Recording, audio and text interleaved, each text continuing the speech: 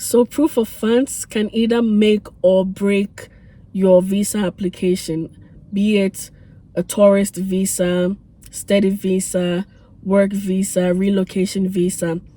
And there are quite some steps you need to take to ensure that you have your proof of funds showing 100% accurate, and to, reduce the risk or eliminate the risk of your application being rejected.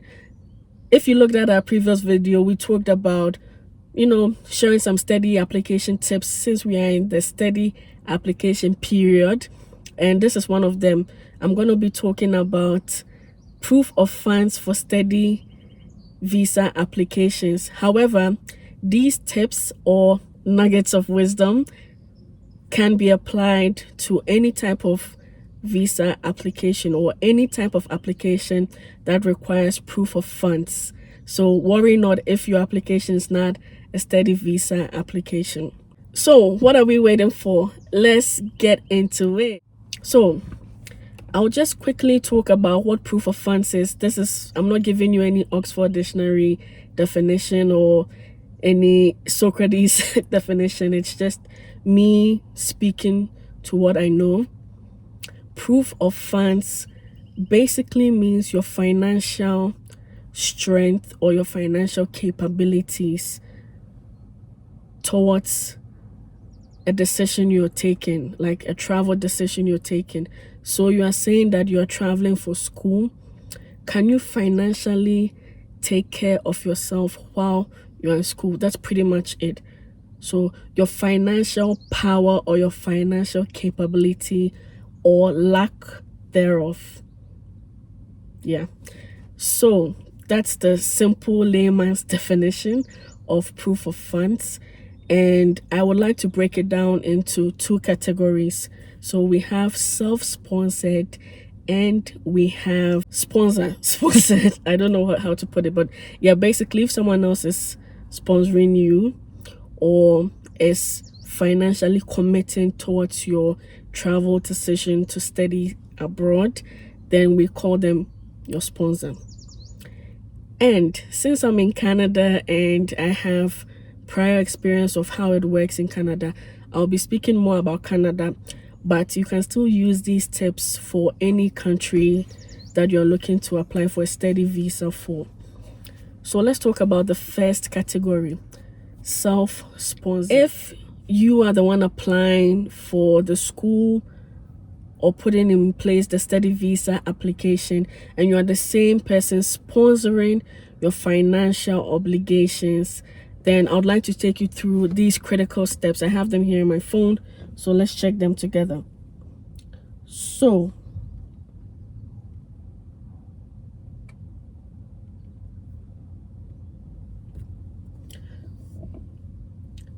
your finances should be liquid. I can't emphasize this enough. Your proof of funds should show liquid financial instrument. I don't want to go too much into my finance background, but when we talk about liquid, it means that ready cash. Cash is king, and that king should be readily available to show for proof of funds. And I would like to show you how you can determine how much cash you actually need to have, where it should be, and what shows that you actually have this cash. Okay, let's look at a school in Canada, since I earlier said that I'll be focusing more on Canada, So for Canada, Canada.ca requires you to have minimum 10,000 Canadian dollars living expenses if you're here for a 1-year study program. Let's put that right now in the parking lot. We'll come back to that, because that's not all you need to show as proof of funds. Aside this 10,000 Canadian dollars, you need to show that you have the full tuition fee. And it's not just the full tuition fee, it's the tuition fee and all those pesky ancillary fees and those extra fees like transcript fee and medicals and all those things we don't like to pay, but we don't really got a choice, right? So when you go to, for instance, MBCC, that's the school that I went to with my partner. You go to MBCC's website and you look at the tuition page for international students, because I am an international student and most likely you are an international student as well. You will see the full tuition fee.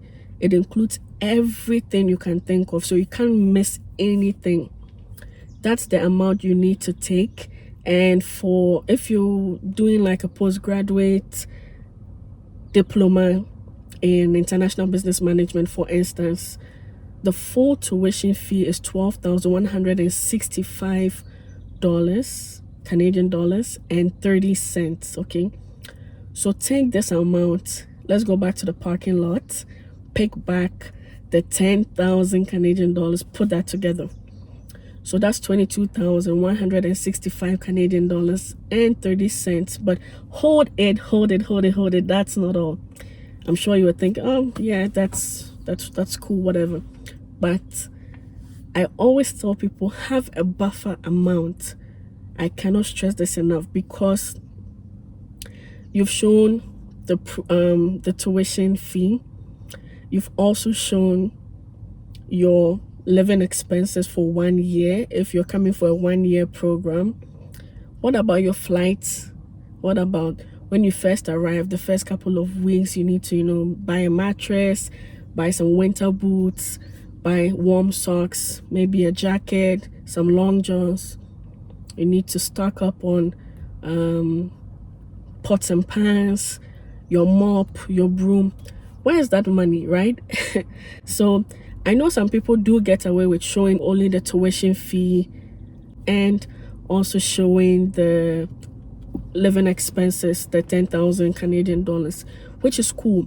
But ask yourself, why would I risk my application being rejected just because I didn't show an additional 5K or an additional 4K when I'm already at 22,000 Canadian dollars, right? I've already crossed the most difficult part of it by getting 22,000 Canadian dollars. You should be able to rally together like 5,000 Canadian dollars to put your application or to put your proof of funds in better standing. So that's just my opinion. That's my advice. Always go above budget. Put in place a buffer amount, miscellaneous amount, whatever you want to call it, just to prevent your application from not going through because of just this small difference between what you showed and what you could have shown. All right, so you have the amount. How do you prove that this amount or this money, this liquid financial instrument, this cash, this moolah is really yours and no one else's, and it's legally yours? So the bank account needs to be in your name and needs to be registered with your legal national ID card. So if you're Ghanaian, that's your voter's ID, your Ghana card, or your passport. So you have the amount in your account, you have legal documents showing that this amount in your account is truly yours and the account truly belongs to you. Now you can go a step further and actually have the bank draft a letter, like a supporting letter, saying that indeed this individual is a member, holds an account with a bank, and they do have this amount of money that's in cash with our bank, right? So not only do you need these things, but you also need to ensure that the money in your account is there for a minimum of 3 months. I always like to, add a buffer, so I would say 4 months, but 3 months is fine.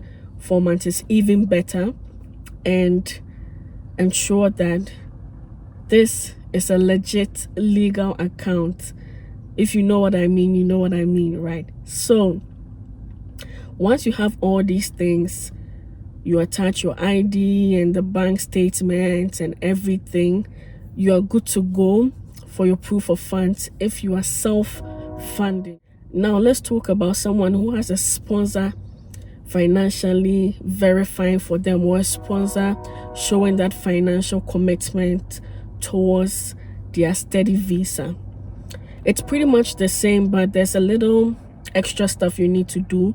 So I'll just take you through the whole process so you don't have to, repeat the other process and then add in, because I know some people may get mixed up at some point. So if you have someone else sponsoring you, then I'd like to take you through the things that are critical for them to show and for you to show. And I just want to put this disclaimer out there that some people are able to use non-nuclear family members as sponsors and still have their application approved. But I honestly wouldn't risk it, honestly, because it's a hit or miss. I know people who used close family members. Some use parents, some use uncles, some even use siblings, cousins, and the applications got rejected, and others used distant uncles, distant cousins, in-laws, and the applications got accepted or approved.